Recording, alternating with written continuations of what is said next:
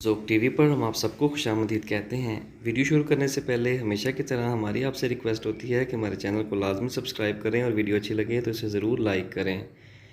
पाकिस्तान में हर खित्ता में मुख्तलिफ़ किस्म के खाने पकाए और खाए जाते हैं। मिसाल के तौर पर रोटी को ही ले लें। पाकिस्तान में रोटी मुख्तलिफ़ किस्म के आटे और तरीक़ों से तैयार की जाती है। अमूमन तो रोटी के लिए गंदम का आटा सबसे ज़्यादा इस्तेमाल किया जाता है, मगर आपको पंजाब में मकई का आटा, राजस्थान में बाजरे का आटा, जनूबी इलाकों में रागी और इसी तरह का एक और वर्जन बेसन रोटी है जो कि अक्सर जगहों पर पकाकर खाई जाती है। नाज़रीन करम, बेसन की रोटी को बाकायदा आटा रोटी का मुतबादिल समझा जाता है जो अचार और दही के साथ खाया जाता है।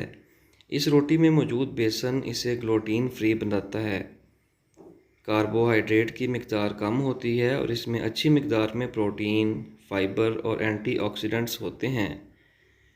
नाज़रीन कराम, बेसन की रोटी के फ़ायदे क्या क्या हैं, आइए देखते हैं।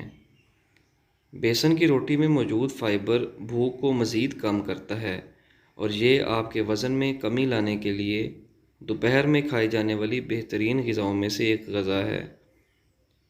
बेसन में मौजूद प्रोटीन आपके पट्ठों और जिस्मानी ग़िज़ाइयत के लिए बहुत अच्छा होता है।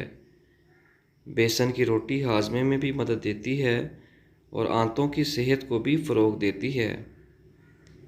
इसी तरह बेसन की रोटी में कार्बोहाइड्रेट की मिकदार कम होती है, जिसकी वजह से हाई ब्लड प्रेशर के शिकार अफराद उसे आसानी से खा सकते हैं।